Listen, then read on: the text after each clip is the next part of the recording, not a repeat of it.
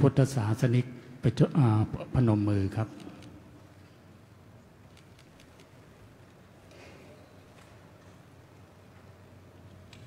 บัดนี้หลวงพ่อท่านเจ้าคุณสมเด็จพระมหาเถราจารย์กรรมการมหาเถรสมาคมเจ้าคณะใหญ่หนเหนือเจ้าอาวาสวัดพระเจตุพนจุดธูปเทียนบูชาพระรัตนตรัย Most Venerable Somdet Pramahatiratjan Supreme Sangha Council Member, Northern Region Chief Abbot, and Abbot of Wat Prachetupon Vimon Mangkalaram Wat Po is lighting the incense sticks and the candles to honor the Triple Jam.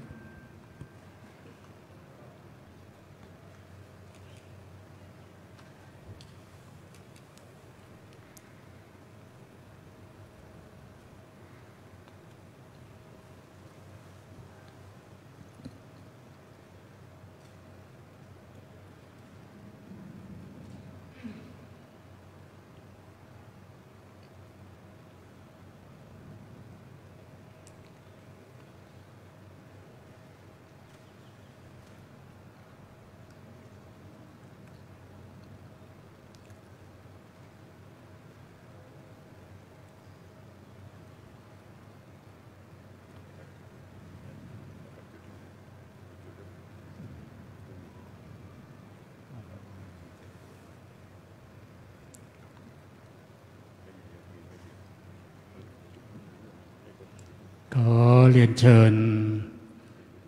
ท่านอบิชอปฝั่งซิสเซเวียวีระอภรรัตน์ประธานสภาประมุขบาทหลวงโรมันคาทอลิกแห่งประเทศไทยได้จุดเทียนเบื้องหน้าพระรูปสมเด็จพระสันตะปาปาเพื่อถวายบูชาพระคุณขอเรียนเชิญด้วยความเคารพทุกท่านพนมมือทั้งสองศาสนิกHis Excellency Archbishop Francis Xavier Vira Aponrat, President of the Catholic Bishop Conference of Thailand and Bishop of the Archdiocese of Bangkok, is lighting the candle before the portrait of His Holiness Pope Francis.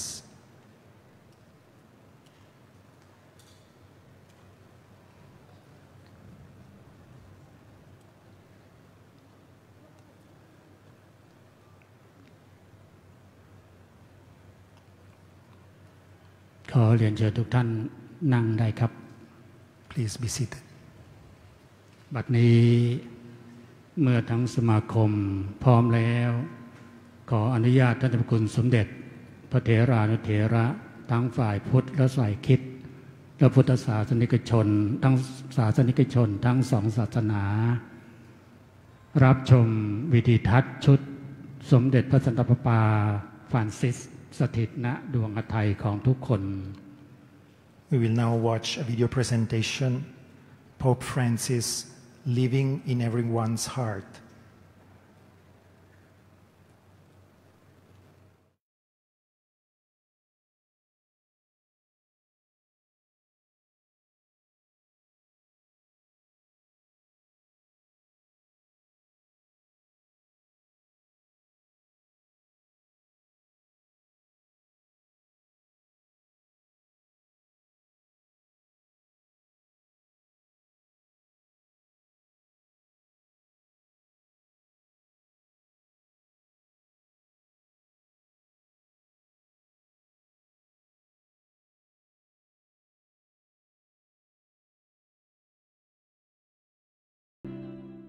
Buddhist monks representing the Supreme Patriarch and the purpose of their visit is to hand over to the Vatican copies of the translation of Phra Malay, an ancient sacred Buddhist scripture, into Pali and Thai languages.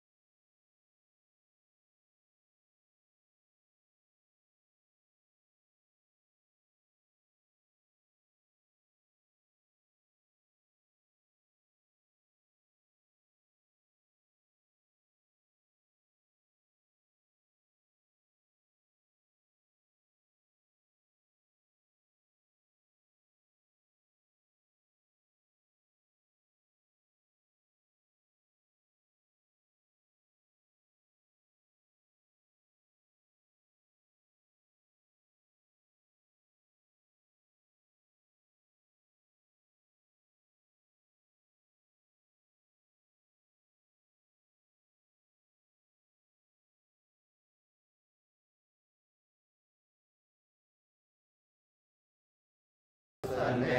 อโรโคสุขิโตโหหิสหัสสะเพหิยาติภิกษุอัฏฐราโทสุขิโตวิรุณโหปุถยาติภิกษุอัฏฐราโทสุขิโตวิรุณโหปุถติภิวัสสตังชีวตุวัสสตังชีวตุวัสสตังชีวตุ Totalmente imaginado. Estão divididos na atividade de realização de Jesus. เป็นลูกของ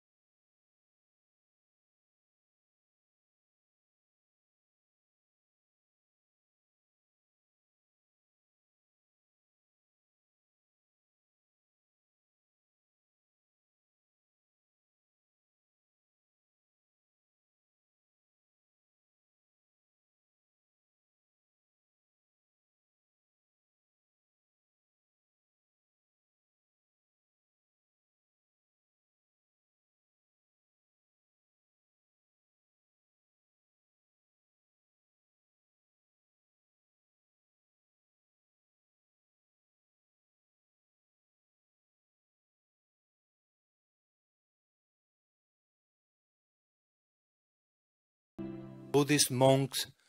representing the Supreme Patriarch and the purpose of their visit is to hand over to the Vatican copies of the translation of Phra Malai, an ancient sacred Buddhist scripture, into Pali and Thai languages.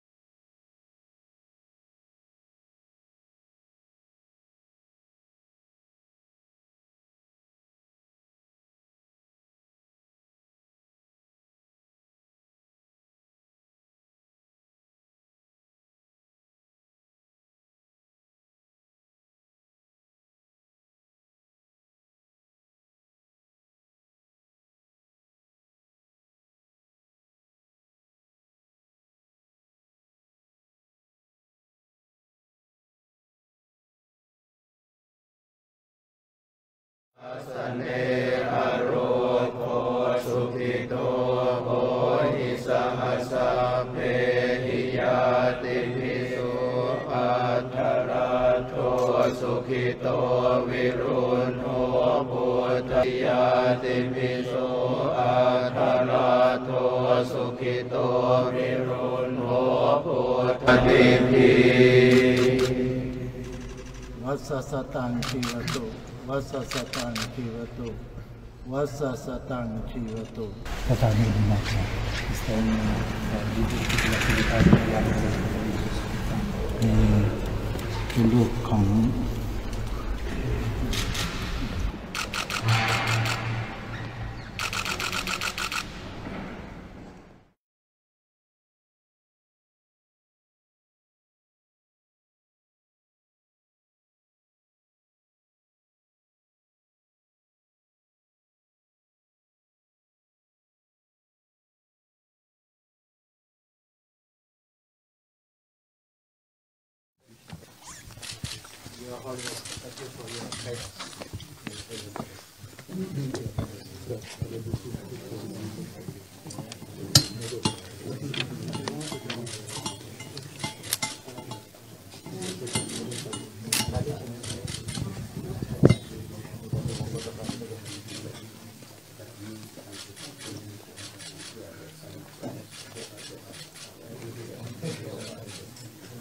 Your kindness to help us to your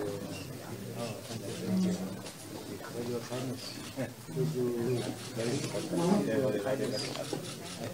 Welcome to Thailand. Thank you. You are the Thailand. I will. Monsignor Villano, I will. Et Filius ancille Redemptor meus vivit, et in promissimo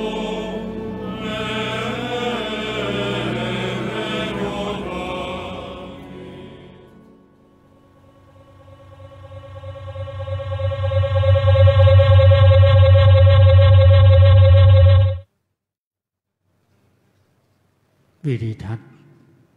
ที่ได้ชมไปเป็นเรื่องราวที่ให้ทุกท่านได้ทราบว่าระหว่างคริสตจักรกับพุทธจักรได้สานสัมพันธ์กันมาเป็นเวลา50 ปีตั้งแต่ครั้งสมัยท่านเจ้าคุณสมเด็จพระวรรณรัตน์หรือว่าสมเด็จพระสังฆราชปุณณสิริสมเด็จพระสังฆราชองค์ที่17ได้สารสัมพันธ์มาถึงปัจจุบันถึงท่านเจ้าคุณสมเด็จพระมหาธีราจารย์เป็นกัลยาณมิตรที่เชื่อมจิตและไมตรีถึงกันจึงมีวันนี้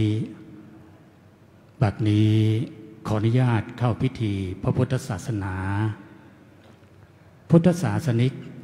พนมมือส่วนคริสตศาสนิก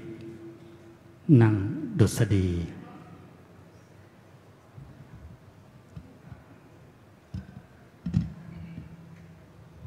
We will now have the recitation of the Buddhist precepts and the Buddhist chanting by 10 monks. ขอเรียนเชิญทุกท่านสมาทานศีลพร้อมกันนะครับมะยังพันเตวิสุงลาคณัฏฐายะติสรณเนนะสหปัญจศีลานิยาจามะทุติยัมปิมะยังพันเตวิสุงลาคณัฏฐายะติสรณเนนะสหปัญจศีลานิยาจามะตติยัมปิมะยังพันเตวิสุง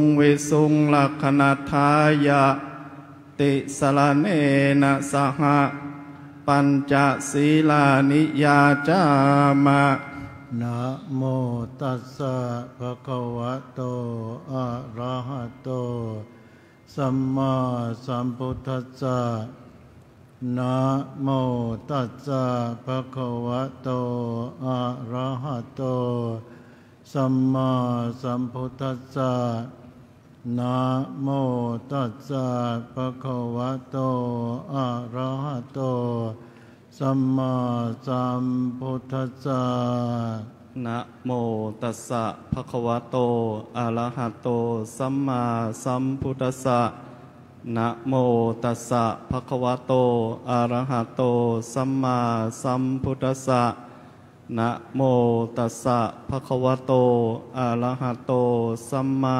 สัมพุทธัสสะพุทธังสรณังคัจฉามิพุทธังสรณังคัจฉามิธัมมังสรณังคัจฉามิธัมมังสรณังคัจฉามิสังฆังสรณังคัจฉามิสังฆังสรณังคัจฉามิทุติยัมปิพุทธังสรณังคัจฉามิทุติยัมปิพุทธังสรณังคัจฉามิทุติยัมปิธัมมังส รณังคัจฉามิทุติยัมปิธัมมังสรณังคัจฉามิทุติยัมปิสังฆังสรณังคัจฉามิทุติยัมปิสังฆังสรณังคัจฉามิต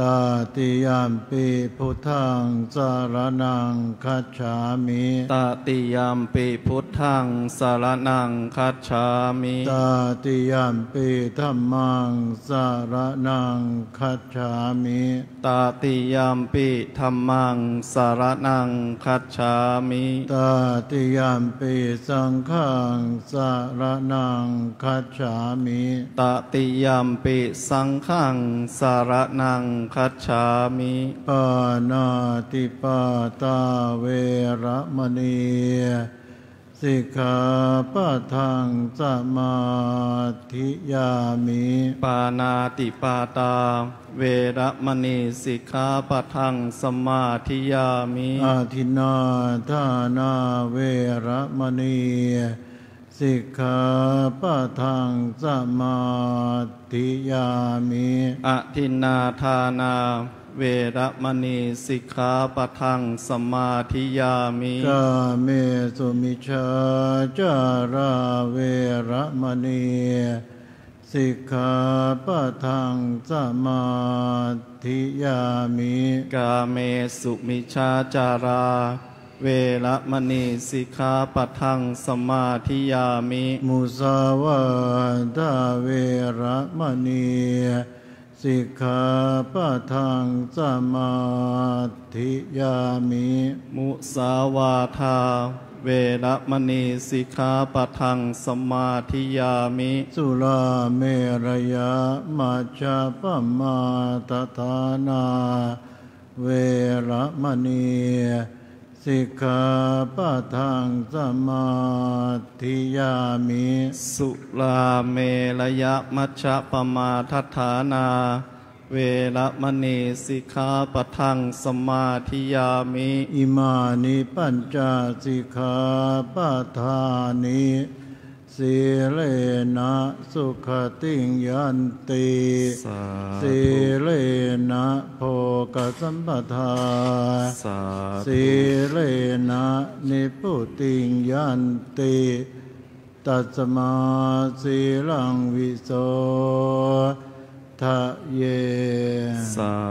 ธุวิปติปฏิภาหายะสัพพสัมปติสิทธิยา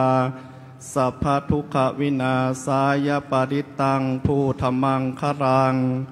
วิปติปฏิภาหายะสัพพสัมปติสิทธิยาสัพพพยวินาศายปริตังภูธรรมังครัง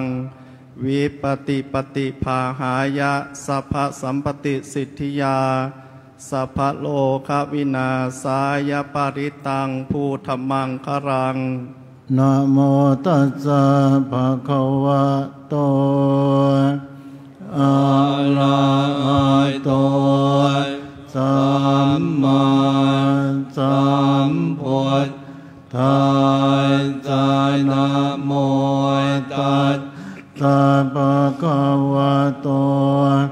อะระหะโตสัมมาสัมพุทธัสสะนะโมตัสสะภะคะวะโตอะระหะโตสัมมาสัมพุทธัสสะพุทธังสรณังคัจฉามิธัมมังสรณังคัจฉา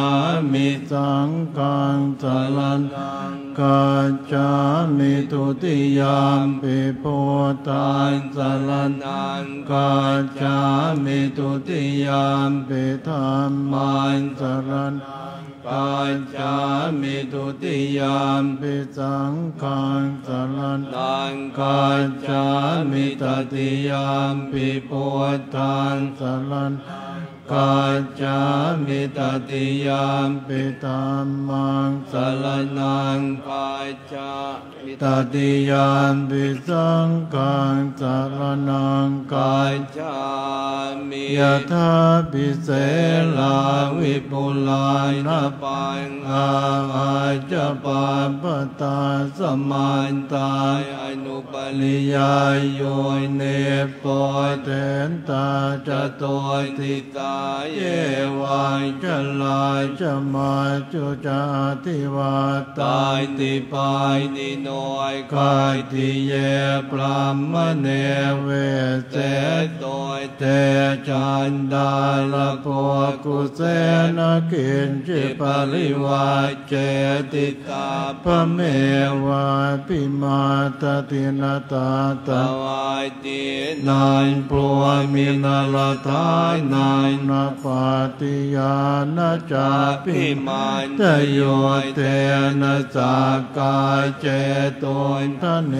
นวาตัสมาหิปานิโตโปรยโสสามปายสังอาตมัตพุทเทตัมเมจะสังเขจะเทียโรยสัตตังนิเวสเยโยธรรมจารีกายเยนวัตยะอุตเจตสายเท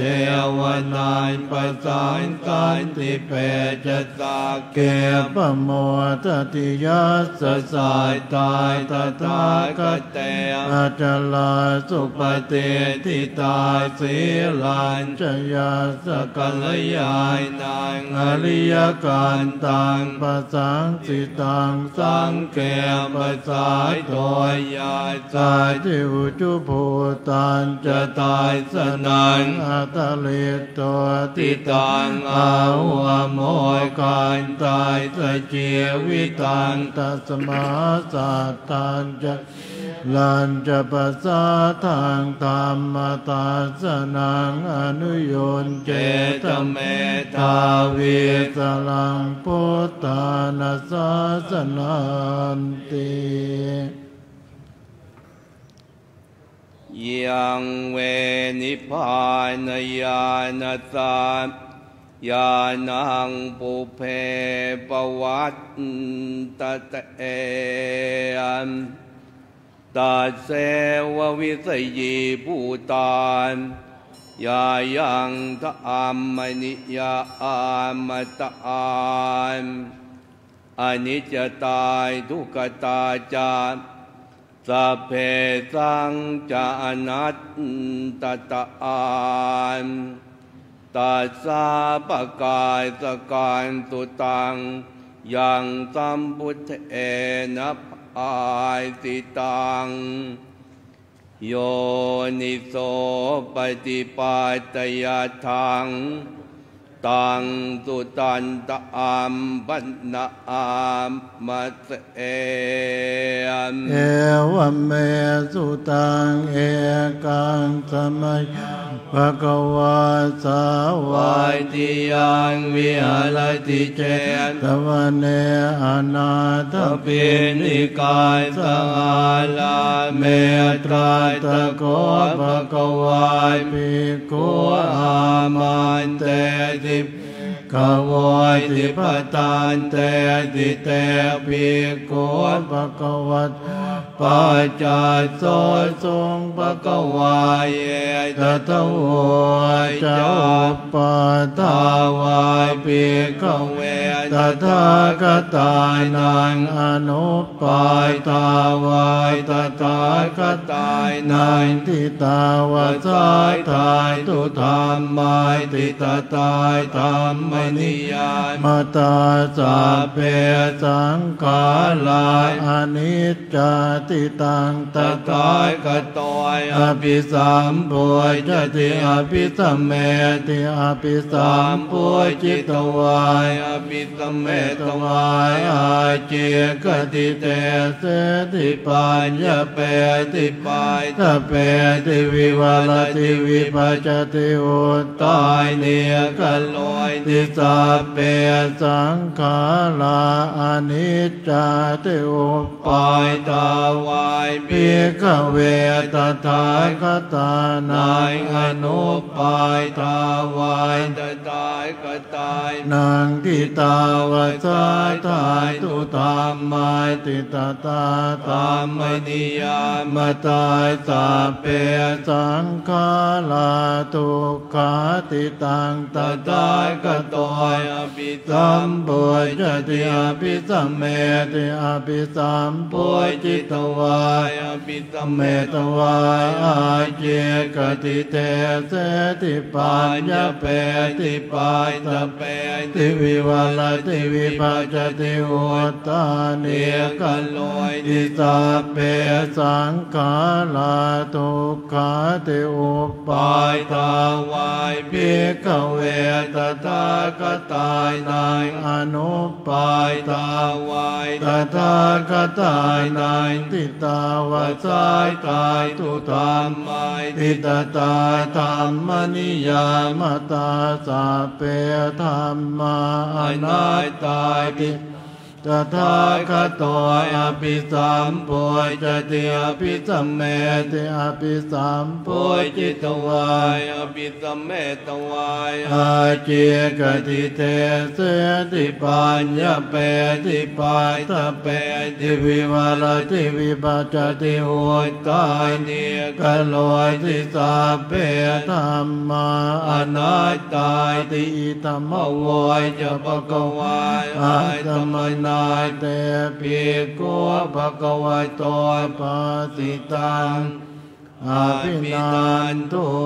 นติอวิชชาปัจจยาสังขารสังขารปัจจยาวิญญาณังวิญญาณปัจจยานามโลปายนามโลปปัจจยสลายตนะสลายตนะปัจจยาปัสโสปัสสะปัจจยาเวทนาเวทนาปัจจยาตัณหาตัณหาปัจจยาอุปาทายนังอุปาทายนะปัจจยภวะปัจจยาชาติปัจจยาชรามรณะโสกปริเท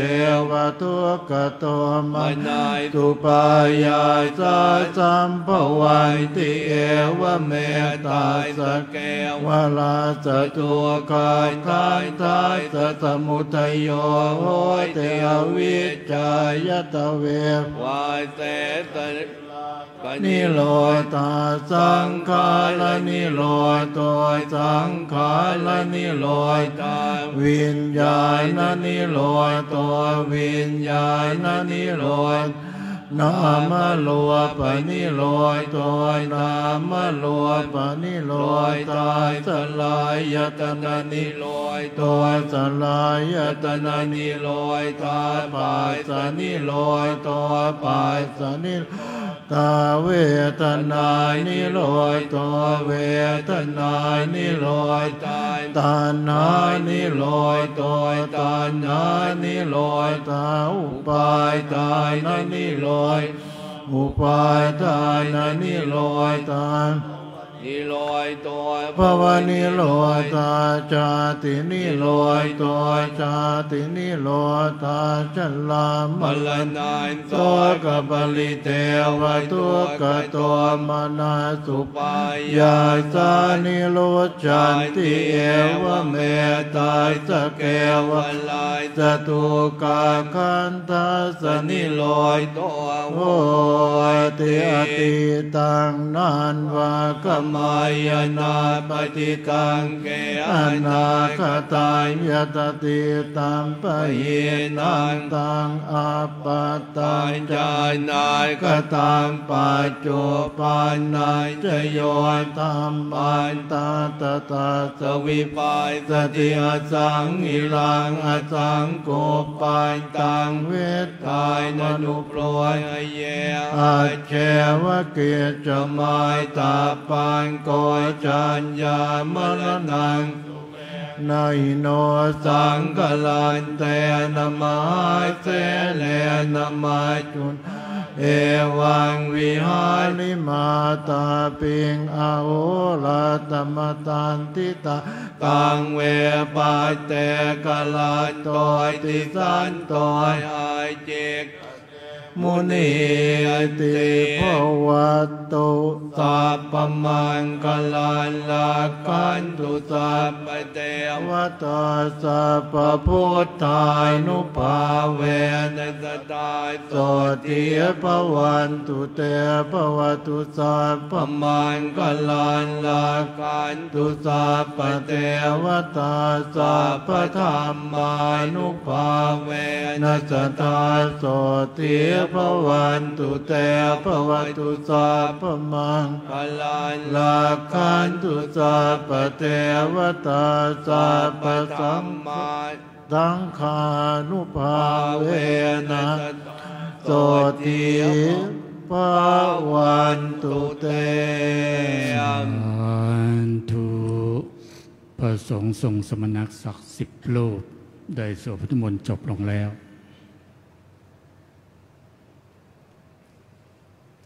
เจ้าหน้าที่จะได้ลาดผ้ารองโยงและลาดผ้าผูสายโยง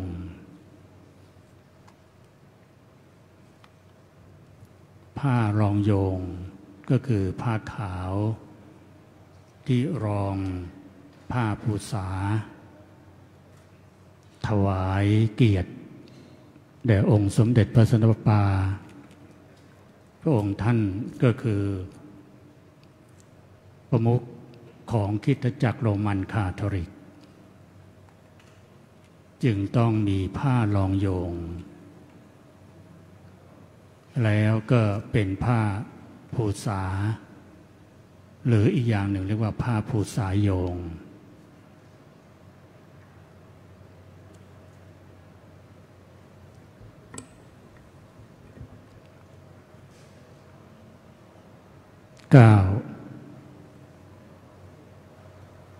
ขอประธานอนุญาตท่านเจ้าพระคุณสมเด็จได้เมตตาเป็นองค์ทอดผ้าไตรบังสุกุลขอกราบพระนาด้วยความเคารพยิ่งขอเรียนเชิญคณะศรัทธาได้ลุกขึ้นยืนครับ We will now have the offering of robes ceremony presided by the Most Venerable สมเด็จพระมหาธีราจารย์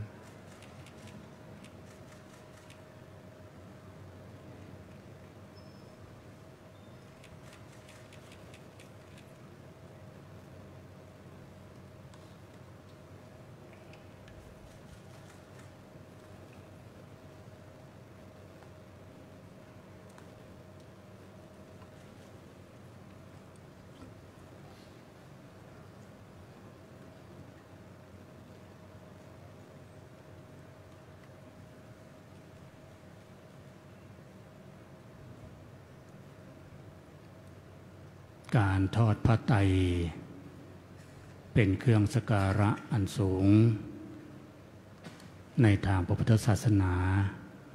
ถือว่าให้ความเคารพยิ่ง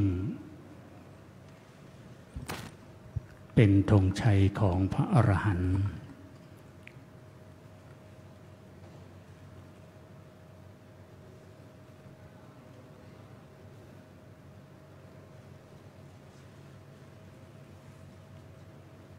เจ้าหน้าที่เชื่อมผ้าผูสายโยง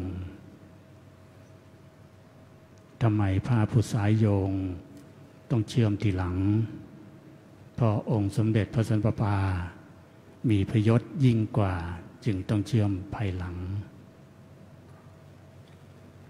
ขอเรียนเชิญทุกท่านนั่งครับ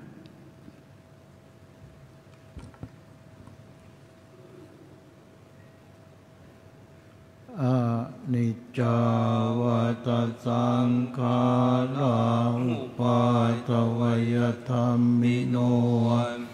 อุปาชิตวานิรุชันติสังอุปสมโมสุโขเจ้าหน้าที่เก็บผ้าผูดสายโยงผ้าลองโยงและเชิญผ้าไตรออก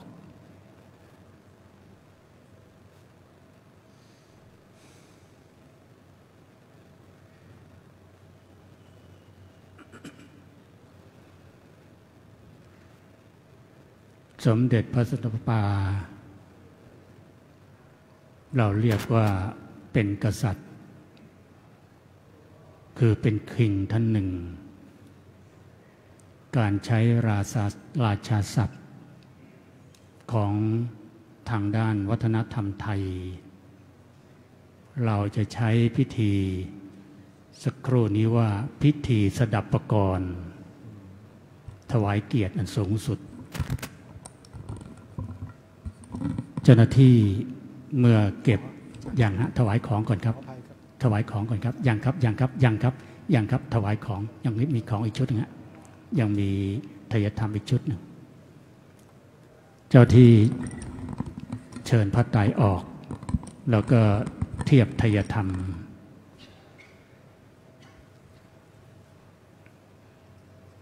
เชิญพระไตรออกแล้วก็เทียบไทยธรรม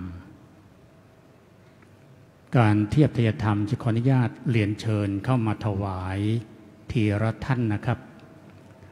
สาเหตุที่ขออนุญาตเรียนเชิญเข้าถวายทีละท่านด้วยเหตุที่ว่าเวลาเราถ่ายภาพ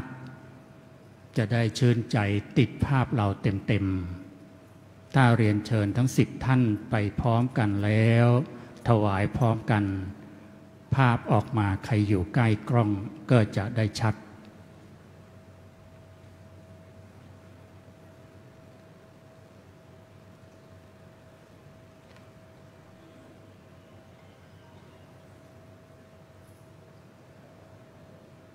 เมื่อพร้อมแล้วขออนุญาตเรียนเชิญ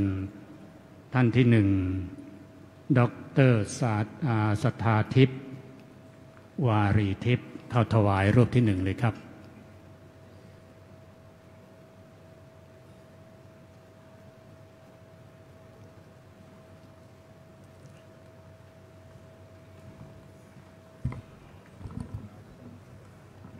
ท่านที่2เตรียมเลยนะครับคุณทัศนีสัญญวิจารณ์ถ้าอ่านผิดขออภัยด้วยครับ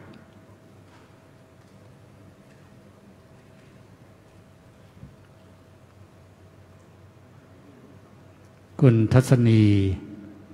สัญญวิขออภัยถวายรูปที่2เลยครับถ้าท่านใดที่ออกไปนั่งพื้นไม่สะดวกก็ขออนุญาตยืนถวายนะครับท่านต่อไปเขาเรียนเชิญคุณนิพาเดอกรองเซคุณนิพาเดอกรองเซ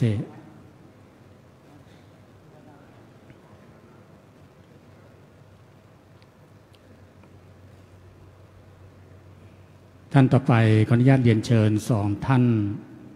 คุณธนันท์ฉัตรกุลณอยุธยากับทันตแพทย์หญิงไพชยาหลายอำนวย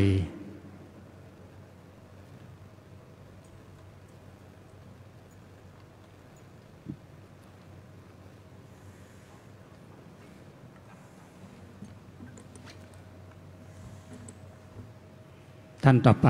เตรียมเลยนะครับขอเรียนเชิญดร.วีนาเชิดบุญชาติและคุณแม่ตวงรัตน์สิริยง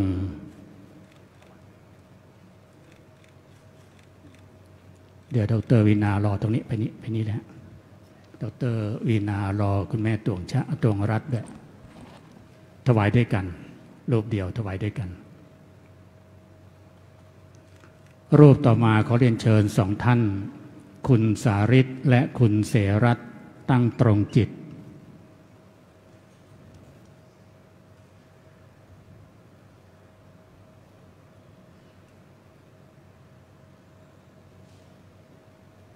คุณ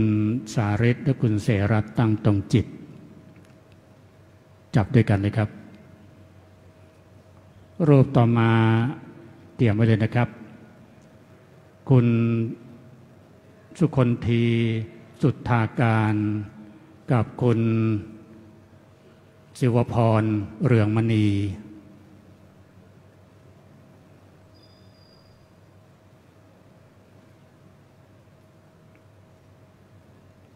ไปด้วยกันรูปที่7จับด้วยกันเลยครับ3ท่าน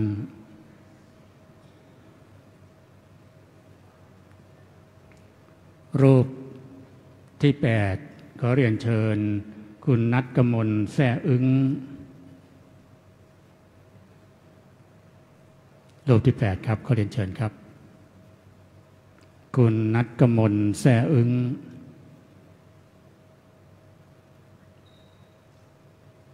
ขอเรียนเชิญคุณสิริรัตน์บุญยเกตคุณสิริรัตน์บุญยเกต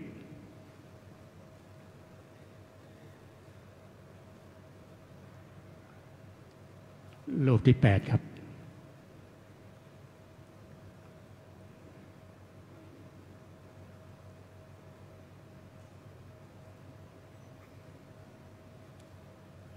ขอเรียนเชิญคุณเยาวรักษ์รัตนศรีถวายรูปที่9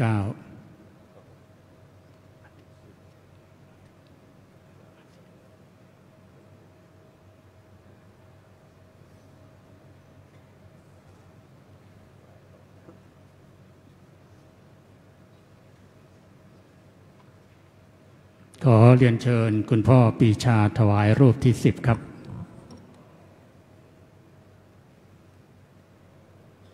รูปสุดท้ายรูปที่10รูปนั้นนะรูปนี้รูปที่10ครับเจ้าหน้าที่เชิญไทยธรรมออกขอนิมนต์พระคุณเจ้าลงจากอาสงฆ์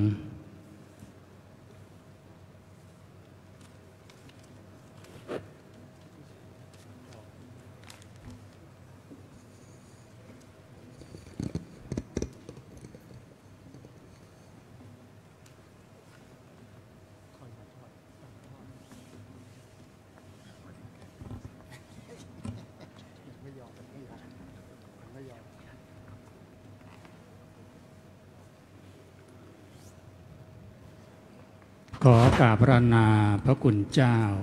ผู้ช่วยเจ้าวาดวัดพระเชตุพน10รูปขึ้นสู่อาสงฆ์ขอกราบพระนาด้วยความเคารพ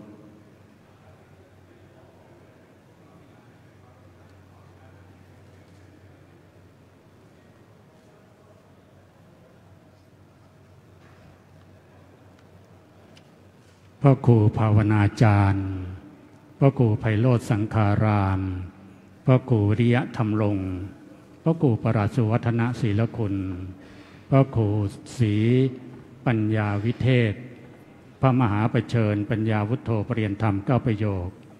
พระครูวิมลปริยัติบัณฑิตพระครูปราชสมเกียรติพระมหาอานนท์โพธิเมธีปริยนธรรม9ประโยคและพระมหาสุภวัต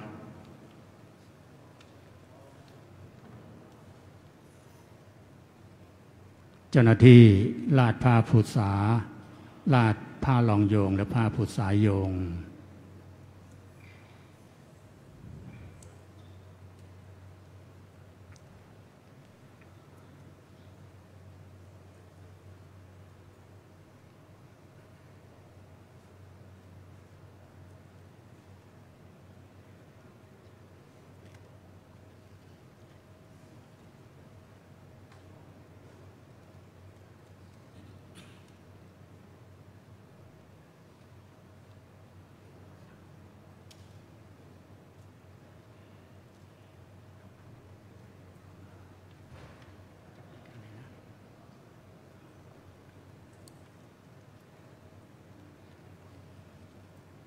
เจ้าหน้าที่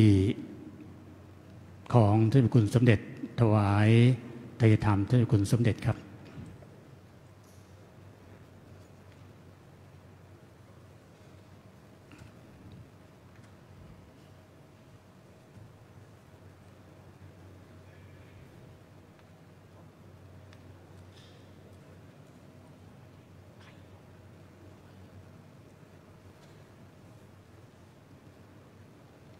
ขออนุญาตเรียนเชิญ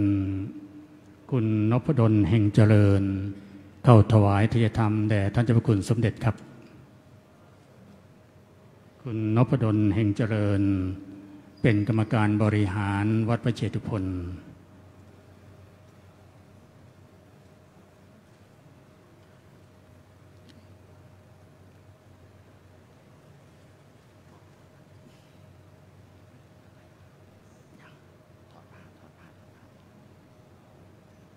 เมื่อถวายทายธรรมแด่ท่านเจ้าพระคุณสมเด็จแล้วก็เรียนเชิญนั่งที่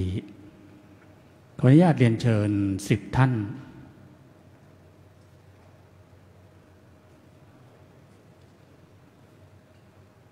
ขออนุญาตเรียนเชิญ10 ท่านเข้าทอดผ้าบังสุกุลก็เรียนเชิญคุณไพศาลคุณพรินทร์ครับ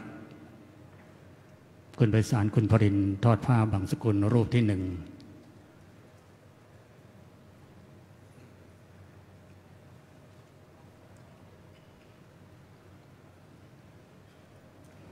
ขอเรียนเชิญ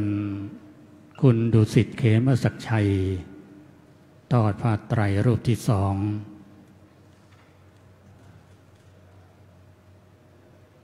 ขอเรียนเชิญดร.พรชัยมงคลวณิชทอดรูปที่3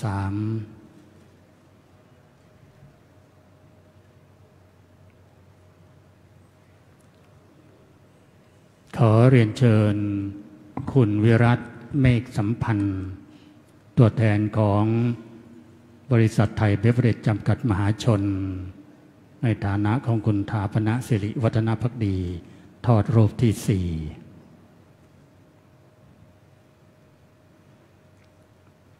ขอเรียนเชิญคุณเยาวมานวัชระเรืองศรีทอดรูปที่5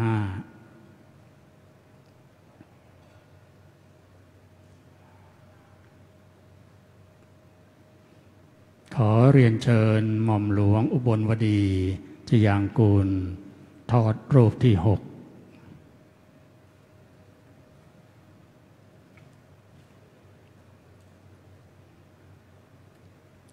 ขอเรียนเชิญคุณพัชธรกิตตินุกูลสิทธิ์ทอดรูปที่7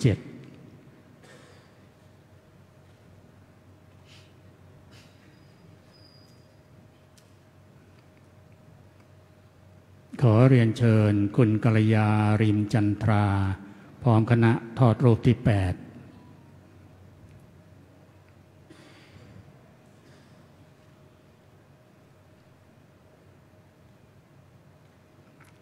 ขอเรียนเชิญคุณพันธิพาธนาคมทอดรูปที่9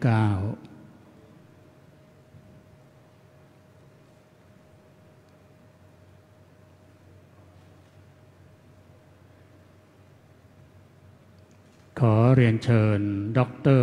อรนุชแสงสุริยจันทร์ทอดรูปที่10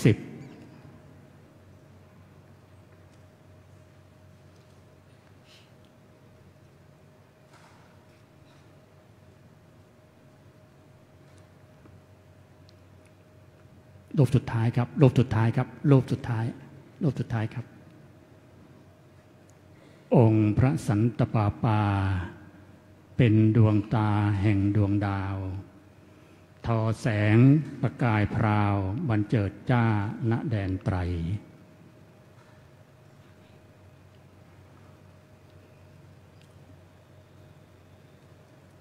เจ้าหน้าที่เชื่อมภาพพุทธะนิมนต์พระสงฆ์ทั้งนั้นสดับประกรณ์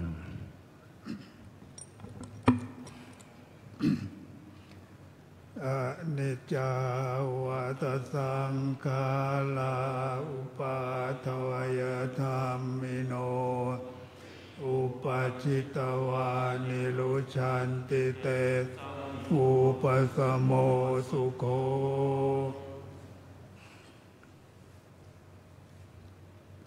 ขอเรียนเชิญทุกท่านณสโมสรแห่งนี้ได้ตั้งจิตเป็นกุศลอุทิศส่วนกุศลที่เราทำนี้ให้แก่สมเด็จพระสันตะปาปาให้พระองค์ท่านอยู่ในอ้อมพระหัตถ์ของพระผู้เป็นเจ้ากรวดน้ำรับพร ยะถาวาลิวหาปุราปริปุเรนติสาคลังเอวะเมวะอิโตทินังเปตานังอุปกัปปติ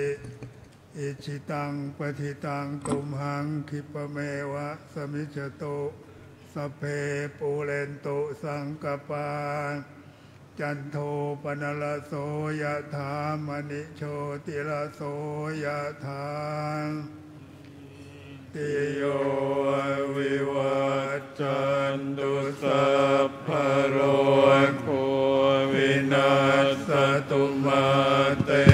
ภวัตวันตรายโยสุขีติกายุโกภวสัพพิติโยวิวัจจันตุสัพพะโลกวินาศตุมาเตภวัตวันตรายโยสุขีติกายุโกภวสัพพิติโยวิวัจจันพะโรโค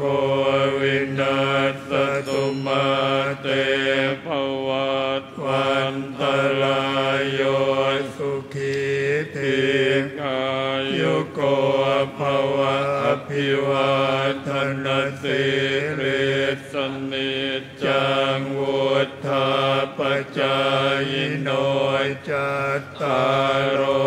ธัมมาวัฏฏันติอายุวันโนสุขังภาลังอัฏฐาสิเมอากาสิเมยาติเมตาสคาจะเมเปตานังทักขินังทัจจาปุเพกตมนุสสรังไนรุณนังวาโสโกวายาวันยาปริเทวนานะตังเปตานามัตถายะเอวันติทันติยาตโยอายัญจโกทักขินาทินนาสังฆามิสุปฏิติตาทิขลัตตังหิตายัสสทานโสอุปกัปปติโสยติธรรมโมจะยังนิตัสสิโตเปตานปูชาจักตาอุราลาภรัญจะภิกขุนมโนปตินังเฮปุญญังปสุตังอนัปปกันติภวตุสัพพมังคลังรักขันตุสัพพเทวตาสัพพพุทธานุภาเวนะโสทิภวันตุเตภวตุสัพพมังคลังขันตุสัพพเทวตาสัพพธรรมานุภาเวนะสตาโสทิภวันตุเตภวตุสัพพมังคลังรักขันตุสัพพเทวตาสัพพสังฆานุภาเวนะสตาโสทิภวันตุเตสาธุพระคุณเจ้าบนอาสงฆ์นั่งอยู่ข้างบนเมื่อพิธีการทางพุทธศาสนาจบลงเป็นเครื่องให้เราระลึกนึกถึงคุณงามความดีขององค์พระสันตะปาปาที่เป็นกัลยาณมิตรท่านเจ้าพระคุณสมเด็จพระมหาธีราจารย์จะกล่าวอภิปูชนียสังเวคธรรมกถาเพื่อเป็นเครื่องระลึกนึกถึงองค์พระสันตะปาปาที่ทรงมีประสูติการปีเดียวกับท่านขอกราบพระนาด้วยความเคารพยิ่งครับ We will now have the commemorative Dhamma reflection in tribute to His Holiness Pope Francis by the Most Venerable สมเด็จพระมหาธีราจารย์วันนี้เป็นวันที่ควรจะกล่าวว่าเป็นวันประวัติศาสตร์แห่งการพระศาสนาของโลกวันหนึ่งที่เราทั้งหลายได้มาชุมนุมกันร่วมกันจัดการบำเพ็ญกุศลทักษิณานุปทานตามประเพณีในพระพุทธศาสนาเพื่ออุทิศถวายแด่สมเด็จพระสันตะปาปาฟรานซิสองค์พระประมุขแห่งคริสตจักรแม้เราทั้งหลายจะมีความเศร้าสลดอาลัยต่อการสิ้นพระชนม์แห่งสมเด็จพระสันตะปาปาฟรานซิสเพียงไรแต่ดวงใจของเราคงจะเต็มไปด้วยความปีติยินดีอิ่มเอิบใจเป็นอย่างยิ่งที่ได้มีโอกาสมาร่วมกันถวายสักการะต่อพระองค์ผู้ทรงมีพระคุณอันยิ่งใหญ่ต่อชาวโลกสมเด็จพระสันตะปาปาฟรานซิสทรงมีพระนามเดิมว่าฮอเดมาริโอแบโกกริโอประสูติเมื่อวันที่17ธันวาคมคริสต์ศักราช1936หรือพ.ศ. 2479ณ กรุงบัวเนโอเรสประเทศอาร์เจนตินาทรงเป็นพระสงฆ์คณะเยซูอิตและได้รับแต่งตั้งเป็นพระคณีนันท์ในปีคริสต์ศักราช 2001 ก่อนจะได้รับเลือกเป็นพระสันตะปาปาองค์ที่ 266 แห่งพระศาสนาจักรเมื่อวันที่ 13 มีนาคมคริสต์ศักราช 2013 ได้สิ้นพระชนม์เมื่อเวลา 7:35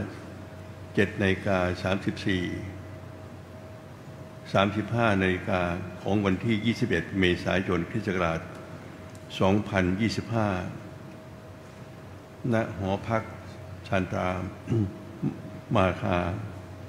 นครรัฐวาติกันสิริพระชนมายุ 89 พรรษาสมเด็จพระสันตะปาปาฟรานซิสได้เสด็จเยือนประเทศไทยอย่างเป็นทางการระหว่างวันที่ 20 ถึงวันที่ 23 พฤศจิกายน พุทธศักราช 2562 พระองค์ทรงนำพลังแห่งความรักและความเชื่อมาสู่แผ่นดินของเราทรงพบปะและประทานพรแก่บรรดาผู้นำเยาวชนนักบวชและประชาชนทั่วไปด้วยพระเมตตาอันลึกซึ้งพระดำรัสที่พระองค์ประทานไว้ในการพบปะต่างๆโดยเฉพาะกับเยาวชนที่ว่าอย่ากลัวที่จะฝันยังคงเป็นแรงบันดาลใจให้เราทุกคนเดินหน้าด้วยความกล้าหาญความเชื่อและความรักตลอดสมณสมัยของสมเด็จพระสันตะปาปาฟรานซิสคือระหว่าง 2013 ถึง 2025 พระองค์ทรงปฏิบัติพันธกิจแห่งความรักเมตตาต่อศาสนาจักรและโลกซึ่งเป็นมรดกที่พระองค์ทรงมอบให้แก่โลกที่ทำให้พวกเราไม่ใช่เพียงแต่ระลึกถึงแต่สารต่อพันธกิจที่พระองค์ได้กระทำต่อบนโลกใบนี้ดังนี้ 1. ความรักเมตตาคือหัวใจของการดำเนินชีวิต 2. ศาสนาจักรเพื่อผู้ยากไร้และผู้ถูกทอดทิ้ง 3. การปฏิรูปภายในพระศาสนาจักร 4. พระศาสนาจักรที่ก้าวเดินไปด้วย เอซันไซชโนเดลทูกรัน 4. การกลับใจเชิงอภิบาลแนวทางการอภิบาลอย่างเข้าอกเข้าใจ 6. ความเป็นเอกภาพของคริสต์พระคริสตชนการก้าวเดินไปด้วยกันในฐานะพี่น้องกันในพระคริสตเจ้า 7. การเสวนาระหว่างศาสนาสมณสมัยแห่งการสร้างสะพาน 8. การสร้างวาระระดับโลกด้านสิ่งแวดล้อมและธรรมาภิบาลและ 9. จิตวิญญาณแห่งความเป็นพี่น้องสากลความเสมอภาคในหมู่ประชาชนติดตามแนวพระดำริของสมเด็จพระสันตะปาปาฟรานซิสสมเด็จพระสันตะปาปาฟรานซิสทรงเป็นศาสดาแห่งยุคสมัยผู้ไม่เพียงเทศด้วยถ้อยคำแต่ทรงมีความกล้าหาญแบบประกาศ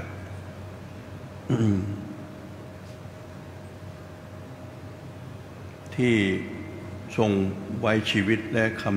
และตำแหน่งของพระองค์เป็นพยานแห่งความรักเมตตาความยุติธรรมและความหวังสำหรับมนุษยชาติทรงเปลี่ยนภาพลักษณ์ของพระศาสนาจักรจากป้อมปราการมาเป็นโรงพยาบาลภาคสนามที่ต้อนรับทุกคนโดยไม่มีเงื่อนไขความเป็นกัลยาณมิตรที่มายาวนานระหว่างนครวาติกันกับวัดพระเชตุพนเริ่มตั้งแต่ครั้งที่สมเด็จพระวรรณรัตน์เจ้าวาดวัดพระเชตุพนได้รับการอาราธนาให้เดินทางไปเยือนนครวาติกันและเข้าเฝ้าสมเด็จพระสันตะปาปาปอนที่ 6 เมื่อวันที่ 5 มิถุนายน พุทธศักราช 2515 ทำให้มิตรภาพระหว่างสองศาสนาระหว่างพุทธคริสต์เจริญงดงามนับตั้งแต่นั้นเป็นต้นมาจนถึงปัจจุบันอาตมาภาพได้มีโอกาสได้เข้าเฝ้าพระองค์ทั้งสองครั้งเมื่อปีพุทธศักราช 2565 และ 2506 ถึง 2567 ทุกครั้ง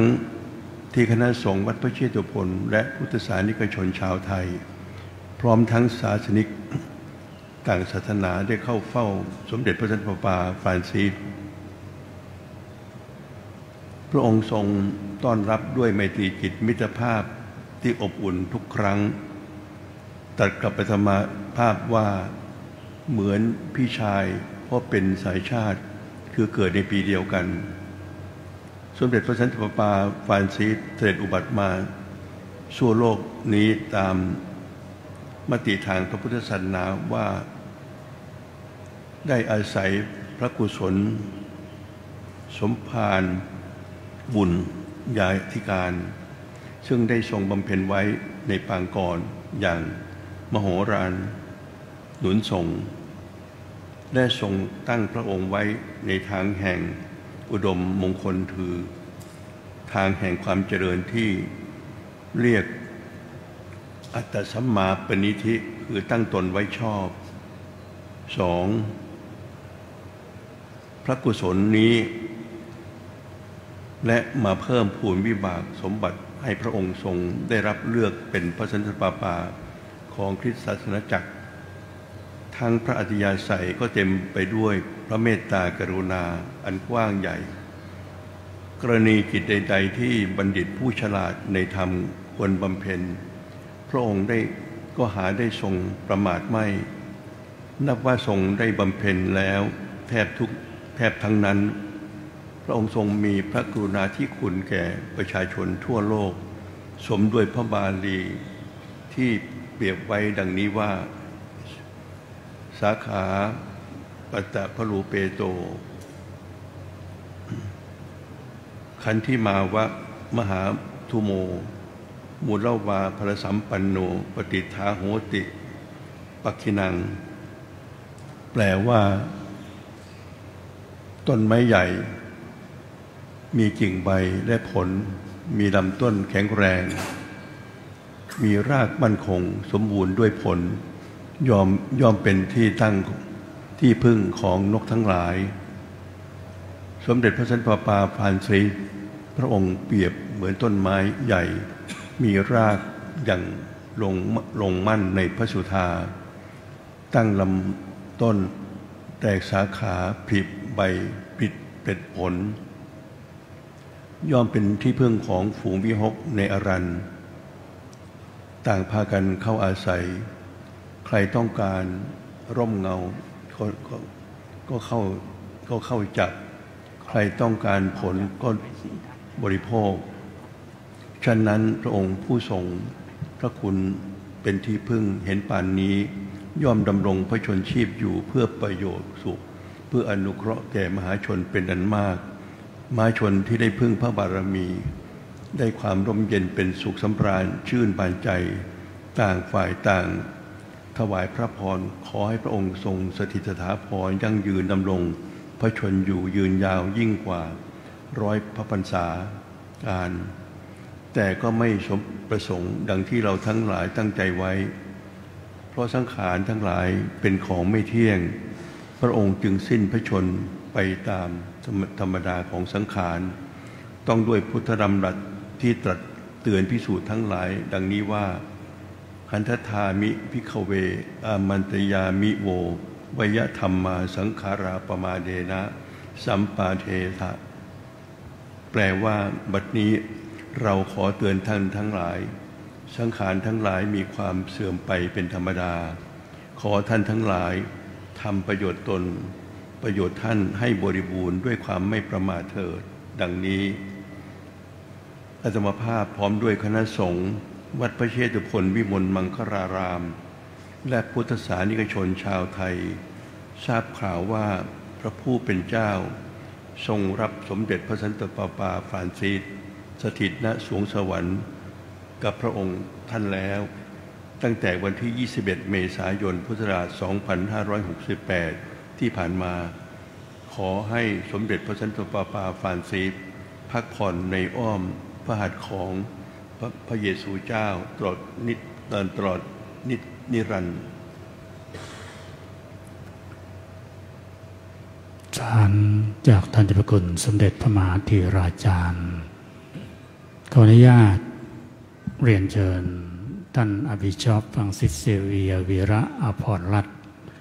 ประธานสภาประมุขบาทหลวงโรมันคาทอลิกแห่งประเทศไทยประมุขแห่งเขตอัครศาสนปกครองกรุงเทพได้กล่าวคำไว้อาลัย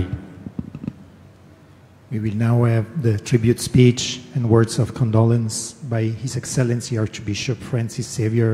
Vira Aphornrat, President of the Catholic Bishops' Conference of Thailand and Bishop of the Archdiocese of Bangkok. เจ้าพระคุณสมเด็จพระมหาธีราจารย์บรรดาพระอาจารย์กัลยาณมิตรท่านผู้มีเกียรตินักบวชสามเณรและพี่น้องที่รักในห่วงเวลาแห่งความโศกเศร้าอันเนื่องมาจากการสิ้นพระชนม์ของสมเด็จพระสันตะปาปาฟรานซิสข้าพเจ้าขอเชิญชวนทุกท่าน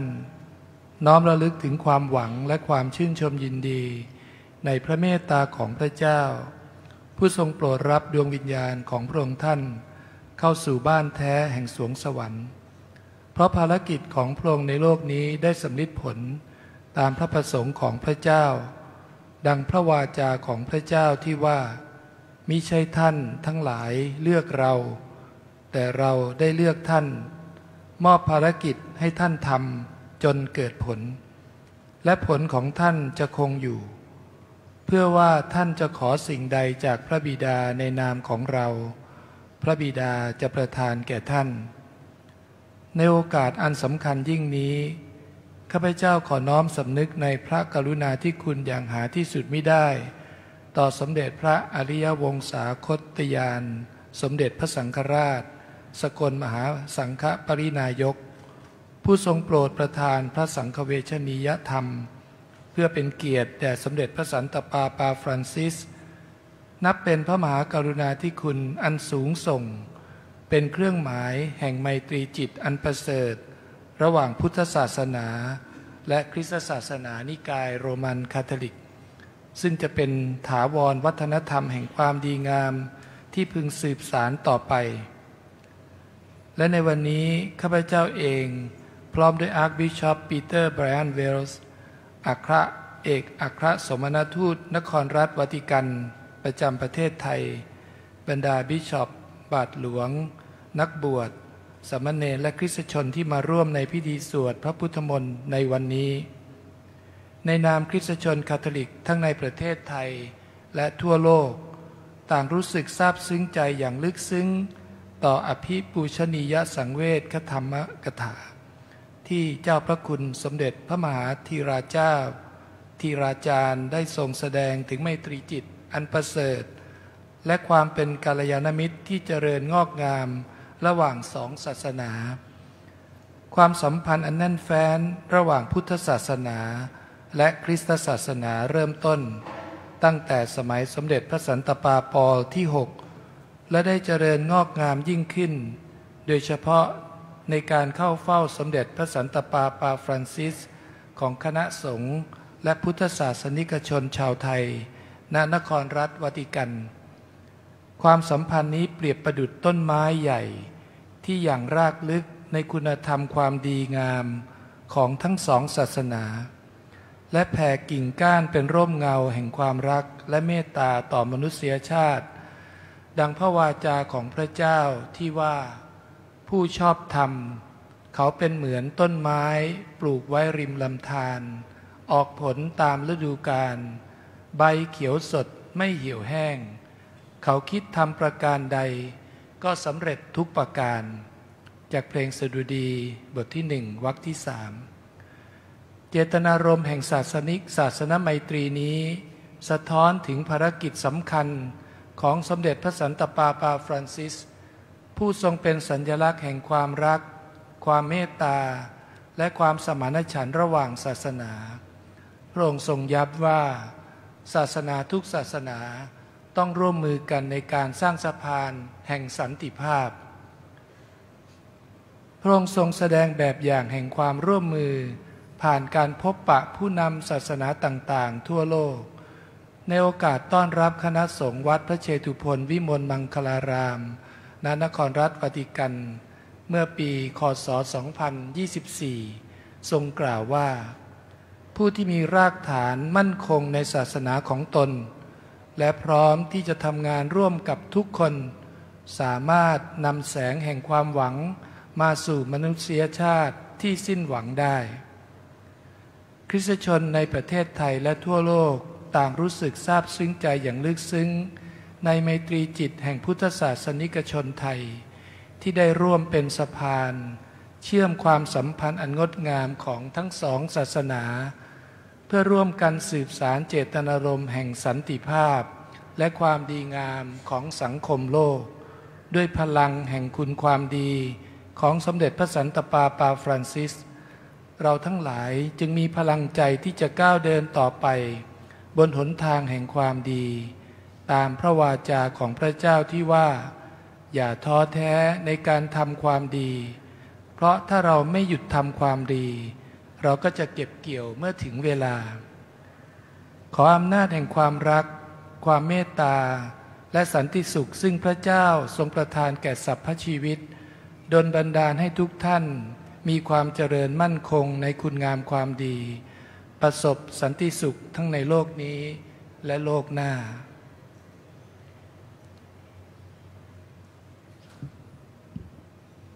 ขอบพระคุณครับต่อไปจะขออนุญาตสรุปเป็นภาษาอังกฤษโดยพ่อแดเนียล It has been over 50 years since Somdet Prawannarat, Somdet Pa, the former abbot of Wat Prachetupon, Wat Po, visited Vatican City at the invitation of Pope St. Paul VI.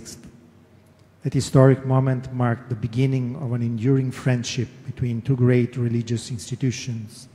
the Vatican and Wat Prachetupon, a bond that remains strong to this day. Through the gracious kindness of His Holiness Pope Francis, the monastic community of Wat Prachetupon has been given the honor of visiting Vatican City on 5 separate occasions to foster interfaith dialogue. Earlier, His Holiness had entrusted the Dicastery for Interreligious Dialogue to coordinate with Wat Prachetupon in the translation and interpretation of the Pramalai scripture, originally written in ancient Khmer language. After completing the translation of the Pramalai scripture,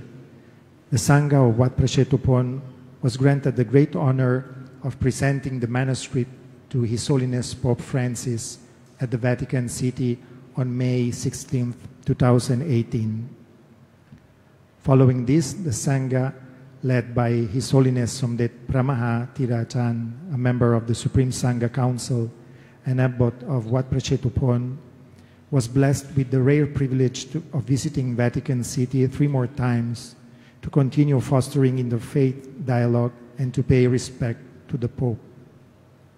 These visits are regarded as a profound expression of His Holiness' compassion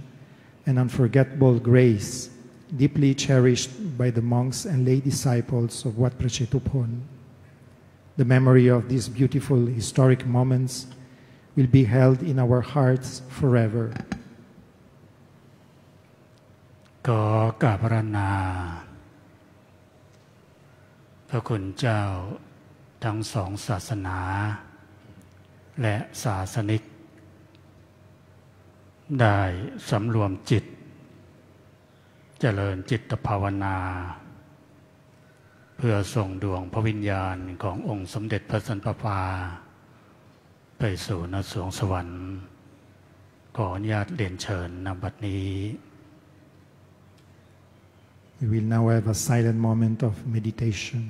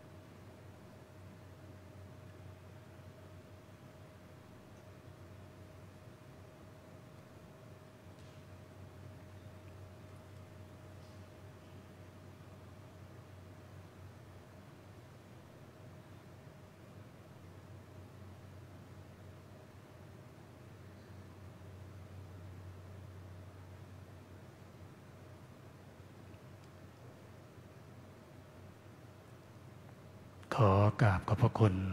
ขอบคุณทุกท่าน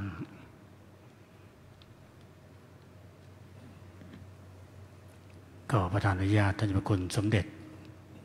ได้เมตตาวางช่อดอกไม้ที่หน้าพระรูปของสมเด็จพระสันตะปาขอกราบพระนาด้วยความเคารพครับ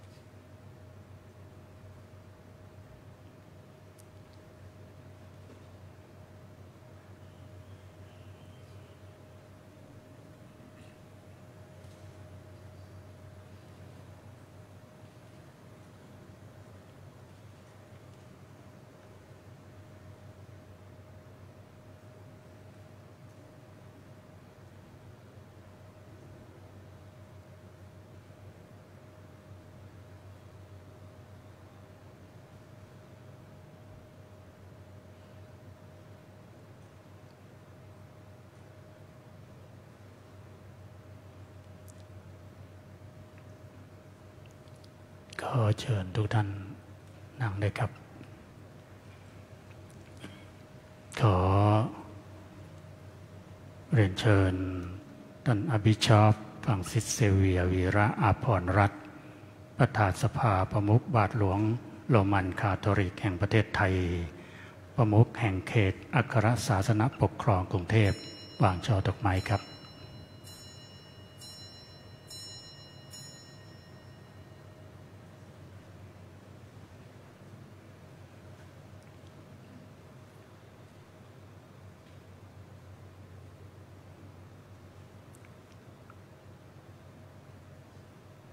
ขอเรียนเชิญอาร์คบิชอปปีเตอร์ไบอันวิลเอกอัครสมณทูตวาติกันประจำประเทศไทยวางช่อดอกไม้ครับ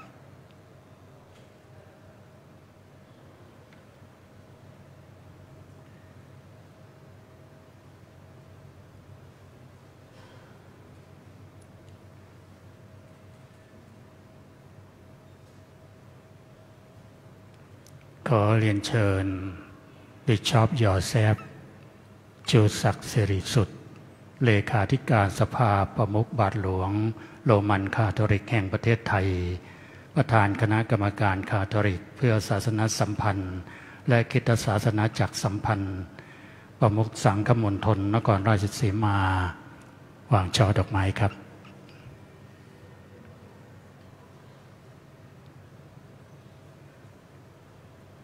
ขอเรียนเชิญบิชอปสิริพงษ์จรัสศรีประมุขสังฆมณฑลราชบุรีวางช่อดอกไม้ครับ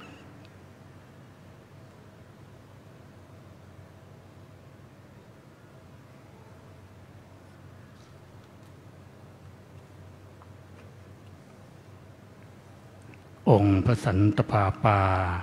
เป็นดวงตาแห่งดวงดาว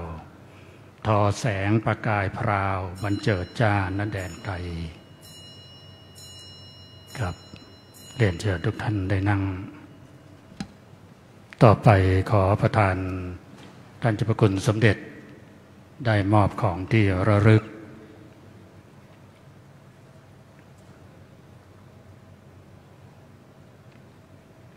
ขอญาติเรียนเชิญท่านอาร์คบิชอปฟรังซิสเซเวียวีระอาภรณ์รัตน์ประธานสภาประมุขบาทหลวงโรมันคาทอลิกแห่งประเทศไทยประมุขแห่งเขตอัครศาสนปกครองกรุงเทพได้รับมอบของที่ระลึกครับจากท่านพระคุณสมเด็จและเมื่อรับของที่ระลึกจากหลวงพ่อสมเด็จแล้วทุกท่านนั่งทุกท่านนั่งได้ครับทุกท่านนั่งให้พระสงฆ์แล้วท่านอาร์คบิชอปฟรังซิสเซเวียวีระอาภรณ์รัตน์ท่านจะถวายของแด่พระสงฆ์มีรายนามดังนี้ขออนุญาตท่านบิชอปปีเตอร์ไอวันเวลถวายหลวงพ่อสมเด็จเลยครับ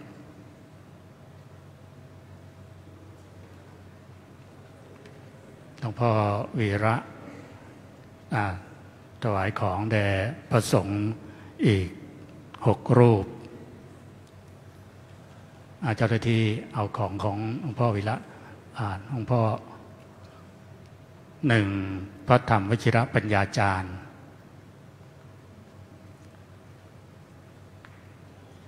2พระเทพวชรานุสิทธิ์3พระเทพวชระศรีราภรณ์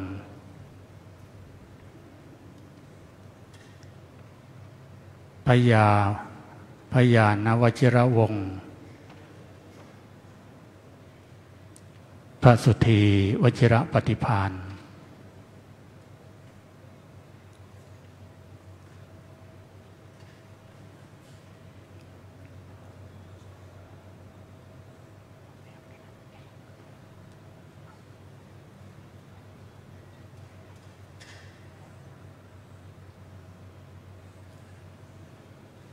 หลวงพ่อวีระเมื่อรับของที่ระลึกจากหลวงพ่อสมเด็จแล้วจะมอบของจะถวายของที่ระลึกแก่หลวงพ่อสมเด็จด้วยขออภัยข้ามไปนิดหนึ่ง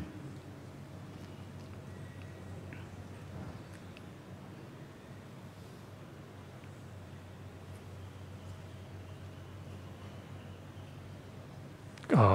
เรียนเชิญสมณทูตได้มอบถวายของให้หลวงพ่อสมเด็จ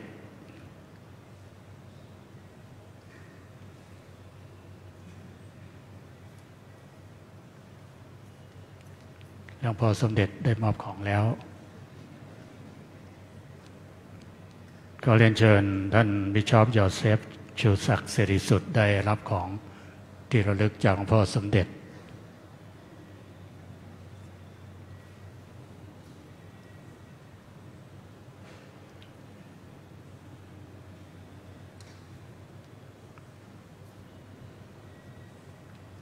ขอเรียนเชิญบิชอปสิริพงษ์จรัสศรี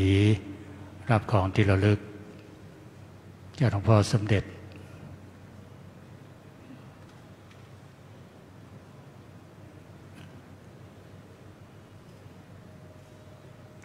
ขอเรียนเชิญมองซินยอดานิเอลทูมิเอลอุปทูตสาธารณเอกอัครสมณทูตวาติกันประจำประเทศไทย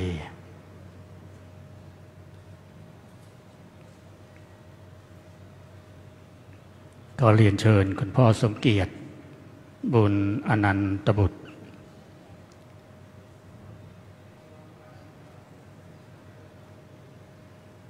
ขอเรียนเชิญคุณพ่อสุวัฒน์เหลืองสะอาด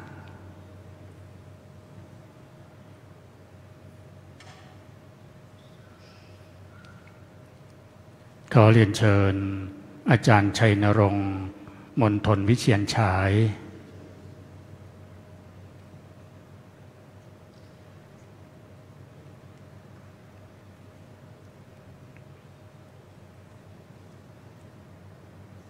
ขอเรียนเชิญรองอธิบดีกรมการศาสนาคุณธีทัศน์พิมพา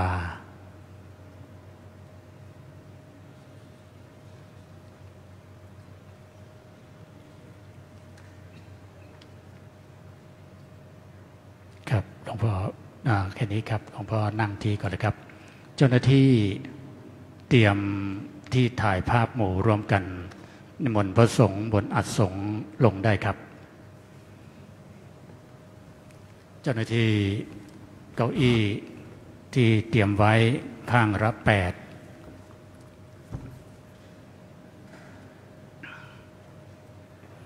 จะขออนุญาตถ่ายรูปท่านพระครูวิทยธรรมรงค์อยู่ด้วยนะครับมหาไปเชิญพระมหา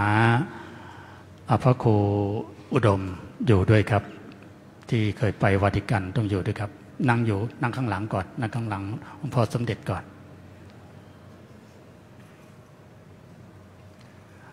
อาจารย์โสพลขยับมาด้านหน้านิดหนึ่งด้านหลังดีจะต้องยืนได้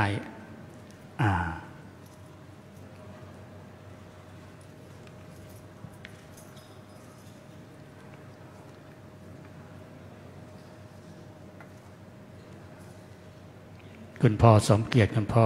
สุวัฒน์ดูด้วยว่าจะเชิญใครเข้าไปทางด้านฝ่ายของคริสตจักร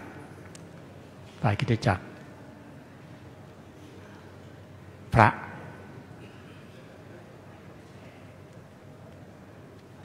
ข้างละ8ใช่ไหมอาจารย์โสพลข้างละ8นิมนต์พระคุณเจ้านั่งทางด้านซ้ายมือของพ่อสมเด็จ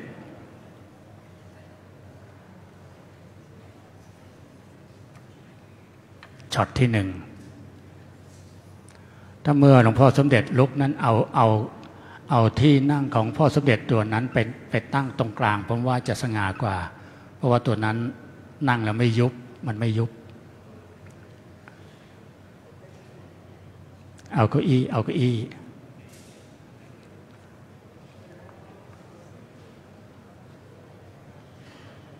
จะขออนุญาตถ่าย2ช็อตแรกจะมีหลวงพ่อทับคุณสมเด็จตรงกลางพระเถระวัดโพทางด้านซ้ายของหลวงพ่อสมเด็จและทางด้านขวาหลวงพ่อสมเด็จเป็นท่านนักบวชทางด้านของคริสตจักรนะครับ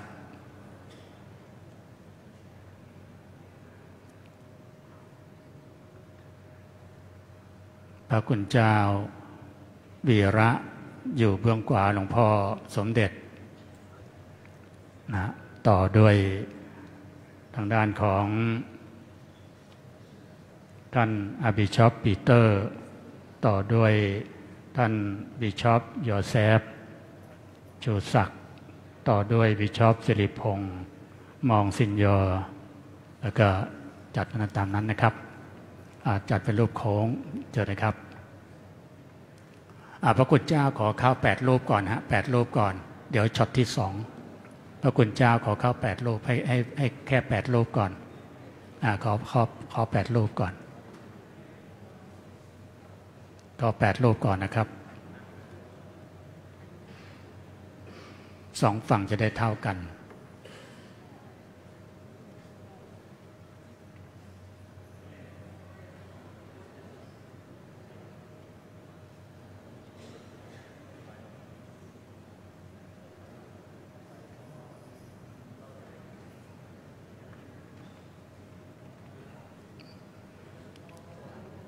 ดูถ้าเกิดว่า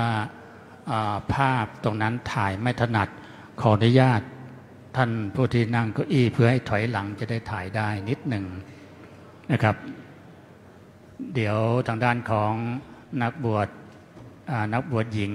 เดี๋ยวต้องไปยืนข้างหลังด้วยนะครับตอนนี้ขอช็อตแรกก่อนแล้วก็พระคุณเจ้าพร้อมทั้งชาวพุทธเดี๋ยวต้องไปยืนทางด้านหลังของช็อตที่2นะครับ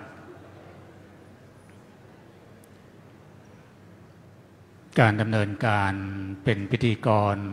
รวมกับคุณพ่อเดเนียลในวันนี้หากมีสิ่งหนึ่งสิ่งใด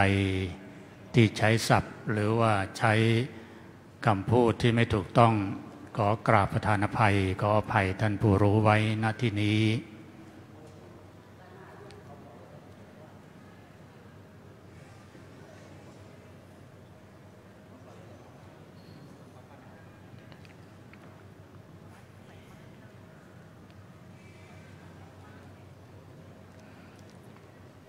ช็อตแรกเสร็จเรียบร้อยแล้วขอนิมนต์พระคุณเจ้าที่ยังอยู่เสร็จยังฮะยังไม่เสร็จนะโอเคยังไม่เสร็จเดี๋ยวนักบวชหญิงขออนุญาตอ้อมไปทางโน้นจะเข้าด้านหลังได้สะดวกเลยฮะอ้อมขวาไปเลยฮะอ้อมขวาไปเลยอ้อมขวาไปขวามือไปเลยฮะขวามือไปเลยจะเข้าทางด้านโน้นสะดวกครับเสร็จยังครับช็อตแรกไม่มีพิธีกรไม่เป็นไรช็อตที่2ต้องมีช็อตแรกยังไม่เสร็จนะนิมนต์พระคุณเจ้าเข้าเลยฮะช็อตที่2นิมนต์แม่นักบวชหญิงยืนอยู่หลังของบาทหลวงทั้งหมดเลยนะครับยืนด้านหลังพระคุณเจ้าอย่างนั้นและก็ทางด้านของทางด้านพี่ไพศาลคุณนพดลนั่งด้านหน้าเลยครับด้านหน้าพระคุณเจ้าครับด้านหน้าพระคุณเจ้าพี่ดุสิตเขมศักดิ์ชัยคุณหนุยทางด้านด็อกเตอร์ทางด้านของคุณสุวรรณทางด้านของคุณสวงของด็อกเตอร์วีนาไม่แน่ใจว่านั่งสะดวกไหมครับถ้านั่งไม่สะดวกนั้นเดี๋ยวต้องขออนุญาตยืนตรงไหนได้